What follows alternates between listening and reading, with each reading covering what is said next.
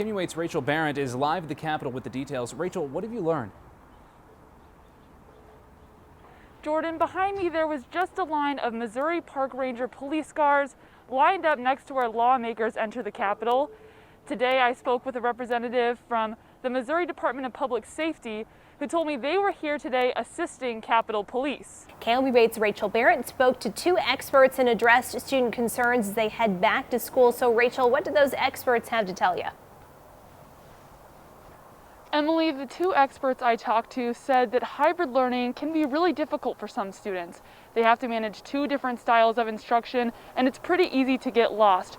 But they also said that there are ways they can be successful. I asked DPS students to let me know what questions they had for those hybrid experts so that they can be comfortable with this new style of instruction. How to keep organized with being in two different spots learning-wise. I think they do need spaces that are, free of distraction. That just don't have the TV playing right next to where you're trying to do school. To the extent possible, like have a place set aside at home that is set aside for learning. Any study habits that I should be doing? Well, one great that's free resource that I imagine a lot of students use already is Khan Academy. If there's a concept that you don't understand, they have a lot of videos on a lot of different concepts. Any tips on good time management? Having frank conversations with their teachers about what that could look like. Districts have, and Columbia Public Schools could provide some actual content on what this looks like. What does it look like to manage your time? How will the transition be for some reason have to go back to virtual learning? The benefit of being in hybrid would be that they would have at least gotten to have been in person if they wanted to be with their peers, with their teachers. They would have anchored their relationships a little bit more strongly in person. And then they would return, I assume, back to a learning model that they are relatively used to. When CPS begins classes tomorrow, they'll join just about 12% of districts nationwide who chose the hybrid learning model. Now, those two experts I spoke to said that in order for hybrid to succeed in Columbia, parents, teachers, and students are all going to have to work together. Live in Columbia, Rachel Behrndt, KMU8 News. In addition to those executive orders, 3 of those reversed Trump-era policies that focused on immigration. In mid-Missouri, immigrants and the organizations that help them are reacting to those changes. KMU8's Rachel Behrndt spoke to one refugee who has made Columbia home. Ching Ching Haimyo arrived in Columbia in 2009 from Myanmar. She spoke no English then. The nonprofit City of Refuge helped her. 5 years ago, she opened this international market. Just me and my husband, we work full-time, more than full-time. She wants to grow her business so she can employ other refugees. I know about more the Burmese family that who come here, how hard for them, for work, when you don't know English, when you don't read, when you don't write. It's very hard to get a good job. During the Trump administration, the cap for refugees entering the country was set at a record low of 15,000.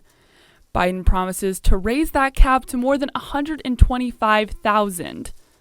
City of Refuge says these changes will have an impact on Columbia's refugee population. Stances that this new administration has taken has been really exciting and really positive. Because of the cap on refugees, many refugee resettlement offices closed partially or completely.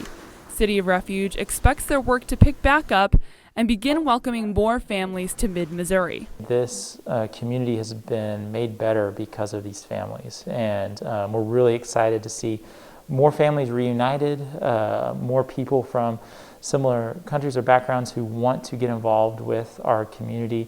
Haimyo also hopes more refugees will be able to make their way to America, just as she has. A lot of families are separating, so if they can help the family here, that would be nice. In Columbia, Rachel Behrndt, KMU8 News. Next week, MU will begin testing students returning back to campus for COVID-19. If students don't get tested before they return or soon after arrival, they won't be allowed to stay in university housing. KMU8's Rachel Behrndt talked to students who say the new policy helps, but doesn't totally ease their worries going into a new semester. 3,400 MU students living on campus will need to check getting a COVID-19 test off their to-do list this week. I'm getting mine next Tuesday. Students say they think the new policy is a step in the right direction. I do feel safer. I think it's a good safety measure. But they're still worried about living in university housing. So it's still a very real possibility and risk that we face. MU students will line up here at the Behrndt Center to be tested on campus if they chose not to be tested at home.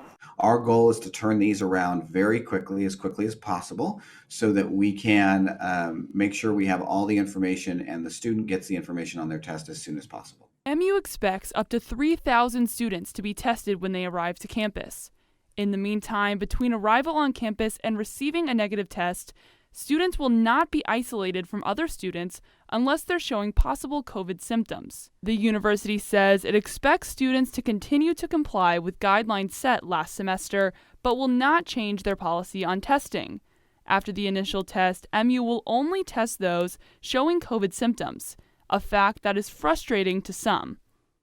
I do believe that I'd feel a lot more confident and safe if there was a mass testing program where every student had access to a regularly scheduled COVID test. Sure, the virus is gone after 2 weeks, but I just feel like it would be better if there was a second test. MU says they'll continue testing symptomatic patients to ensure enough tests for those who really need it.